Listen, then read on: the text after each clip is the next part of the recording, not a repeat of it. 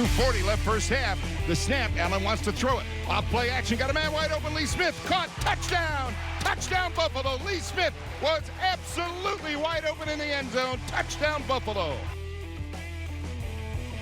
Welcome back. One Bills Live. John Murphy, Steve Tasker with a special guest in studio, tight end Lee Smith. Welcome, Lee. Thanks, buddy. Appreciate The end zone is familiar for you. You had 3 touchdowns last year for Oakland. Did I read that right? Yes, I think my total last year was for 3 yards, all 3 of them. So, all my buddies from out in Oakland were texting me last night. They couldn't believe it was a 6, 7, 8 yard or something like that. Yeah. They couldn't believe it. So, Get him over the top. Right? Yep. Josh found me, and it was a lot of fun. You and I talked a little bit in the locker room about the play, but clearly you're kind of a decoy at first, right? You set up a look as if you're blocking, and in fact did block until you got open down there, right? Yeah, absolutely. Obviously I'm not Mr. Receiving Threat, to say the least. So every once in a while teams will kind of forget about me. My main role is obviously blocking dudes. So selling the run game, blocking it first. It was a good call by Dable. He did a lot of film study, and it ended up working out. So it's good. Why'd you let Corey Ford spike it?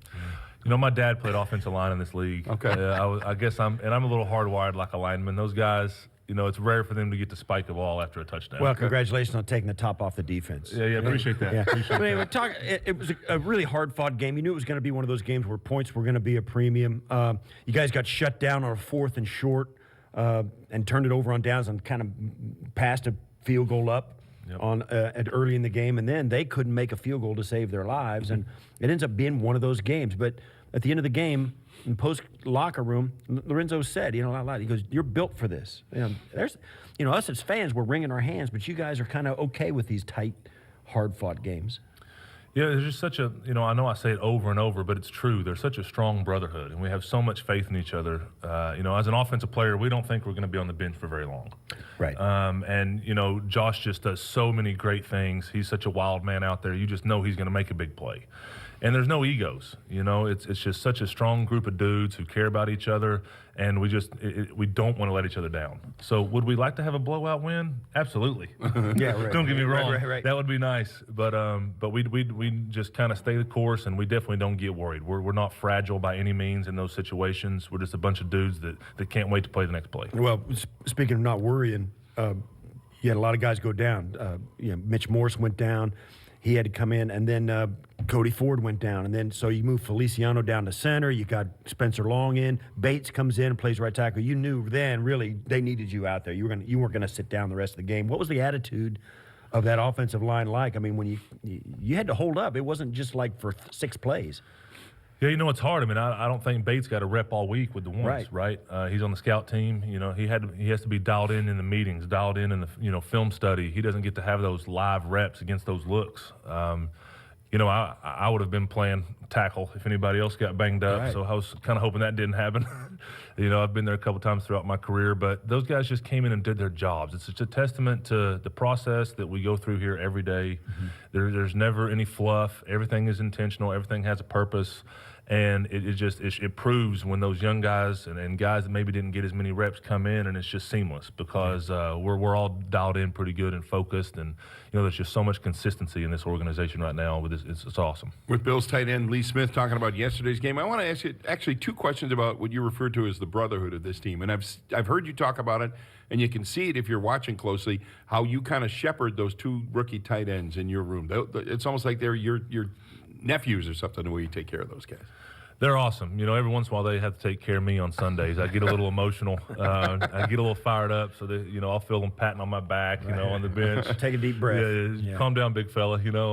But during the week I just try to show them how to be a pro. I had great veterans when I was coming into this league. All you guys know the same guys: Fred Jackson, Kyle Williams, Scott Chandler, Eric Peters. Those are a bunch of names of dudes that I just watched do it the right way.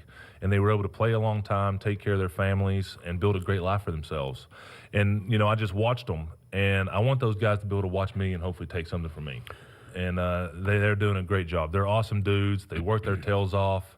you know, they're good people too, which is important to me. You know, I got 4 kids at home, so I don't want turds over at my house eating dinner with my daughters. And they're great dudes. They're awesome humans, and it's just really fun to watch them have early success. It's exciting. Another question about brotherhood, and this one, I thought about it on the plane all the way home last night. Your comments to me in the locker room about Duke Williams and what his touchdown meant. Can you kind of talk about that? Why that was so important? You were almost eloquent about that yesterday. What a big play that was, and how much it meant for everybody to see Duke Williams find the end zone. There's just certain people you meet throughout life, and I think you would attest to this. You played a long time. That are just different. They have that it factor. There's something special about them, and Duke has that. And you know, whether Duke still has to work. You know, he's played one game in the National Football League. He knows that. He understands that there's a lot more to accomplish, and he is far from satisfied. We were eating breakfast a minute ago together. But he's just different. There's something about him that's special, and he's just gravitating. Everybody wants to be around the guy, and everybody wants him on the field. He's just a special human being, and it brings me great joy to watch him out there on the game and to score a touchdown in his first game. Look at him. I mean, it's just he's losing his. Look at him. That's just. I think he lost his helmet. I didn't see any of this. I think he lost his helmet for a couple of minutes. He's the best. It gives me chills because he's such a. He's come from the bottom. Right. Now he's here. He's done nothing but work his freaking tail off. And he's just the best. You know what gave me chills to hear the crowd in Tennessee yelling Duke, right? It was amazing. Yeah. It was amazing to hear it was that. pretty impromptu. No, they kind of found out, it got out on social media. He was signed to the active roster. Everybody's kind of thinking, and then they just started calling his name. It was great. In an away stadium. Pretty cool. I think that attests to, once again, just that it factor he has. I mean, how many practice squad receivers get called up and people even know their name? Yeah. You know what I mean? Yeah. And this guy is getting his name chanted in a stadium, his first active game, coming off the practice squad, because there's something about him that's special. It's just that simple. I mean, the dude is special, and I'm excited to watch him keep grinding and balling. And then once again, just like Dawson and Tommy and all those guys, I hope he has a long career and has a lot of success. One of the things about this team is, and you always around the league, you get teams that are full of great guys, great, this brotherhood and this, and they tend to be, people see them as being soft because they don't take stupid penalties, they don't show emotion, they don't retaliate and that kind of thing. But there are guys on your team like Duke, like yourself, like John Feliciano. There's still some guys on this team that have an edge, where when that game got a little physical yesterday, you kind of stepped up and pushed back, which is kind of the hallmark of a team that's not just all, this love fest in the locker room. You got a little grit. Absolutely. And me personally, first and foremost, have had too many penalties this year. Our offense has had too many penalties this year. And it's one thing that Sean and Dave's talk about a lot is just being smart and tough. Not just tough, but being smart and tough. And I think that's huge. So we need to dial back a little bit. But at the same time, I think they like the fact that we're emotional players and we love each other. And once again, it's a little bit of a bar fight mentality. If I'm going into a bar fight, there's a lot of guys on our offensive line and our receiver room with Duke that I want with me. Once again, you got to be smart. You can't shoot yourself in the foot, and being smart and tough is what it's truly all about. But I think the toughness is so important, and the coaches let us know on a regular basis, hey, some of those holding penalties or some of the aggressive stuff, like, we can handle that. Like, we want you guys to go out there and play ball and take care of each other. But some of the silly stuff, they want to make sure that we keep the reins on, and it's fun because, like you said, Tess, we got a bunch of dudes that love each other. They want to fight for each other. And if you pick on my brother, you might as well be picking on me, and it's gonna get physical pretty quickly. Fourth tight end, Lee Smith, your quarterback, Josh Allen, seemed to take another step forward. And 16 starts now. To say it's been a steady climb, maybe that would be too much, but it's been a pretty, ups and downs, and he's still trending up. And I thought that was a good step forward for him yesterday, huh? Absolutely. He just does so many great things that makes you say, wow. Yeah. But as a human being, that can also be a curse because you think you can make a play every single play. And he wants to make it because he's so competitive. He's such a tough dude. The thing that I liked from Josh the most yesterday, and, he made smart decisions. He got rid of the ball. He wasn't taking sacks. He was sliding. He wasn't diving headfirst into other human beings. He just played smart football. He played the quarterback position the way it was supposed to be played. And I told him, a minute ago in the training room again, I think that guy's going to play in this league a long time. I really do. And he's had 16 starts coming out of Wyoming. Right. And And just to watch him grow and to watch how dedicated he is to being better. I mean, that's the one thing. I'll be better. I'll be better. I'll be better all the time. He just, once again, it's that brotherhood feel. He doesn't want to let us down. And to see him yesterday go out there, it's all about learning in this business. I don't care who you are, whether you play tight end, defensive line, quarterback. To watch him go out, learn from his mistakes, and play smart football and protect the ball and take care of his team was fun to watch. And and listen, the guy's tougher than nails. Yeah. And sometimes too tough for his own good, right? He's a linebacker playing quarterback a little bit. So, but yesterday he took care of the football. He took care of us, took care of the team, and it was fun to watch him. Yeah, even so that the bad interception he's thrown at times and the interceptions he threw against the New England Patriots, the one pick he had yesterday was completely different than those. I mean, it was a kind of a hard throw, tough throw, and the guy jumped the route a little bit. Even that, we've seen him do different things differently week to week to week in a better way. And then, he'll have ups and downs, but he does seem to fight against the urge to keep a play alive as long as he can, and it's come back to bite him. What's the message that they're giving to him about, he's extending the play so long that it becomes a lose-lose situation rather than a win situation? Yeah, he's just so hard to bring down.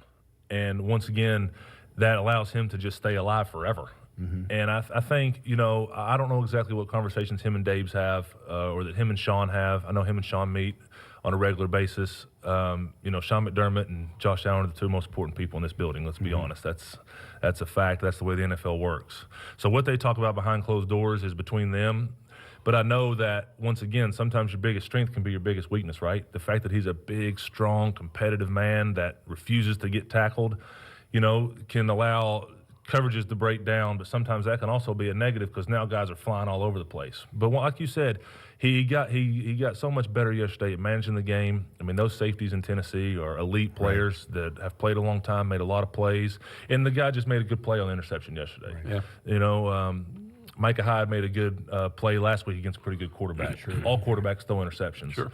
And the fact that he managed the game like he did yesterday and played the way he did and took care of the offense and protected the ball was exciting. But as far as what they're talking about is extending some of those plays and trying to win the game every play, I think that's what makes Josh great. Yeah. And the more and more he kind of figures out how to hone that in and be smart like he was yesterday, it's really, really exciting for Buffalo fans because the dude is wired the right way, and he's only going to get better, and he's only going to learn, and he's surrounded by great coaches and great veterans that can help him, and it's just really, really fun to watch because of the person and, the talent he has. Well, you got a nice long bye week here, and fans might think, wow, the bye is early, but you guys have had camp and 4 preseason games and 5 games. It probably feels about the right time, I would think, huh?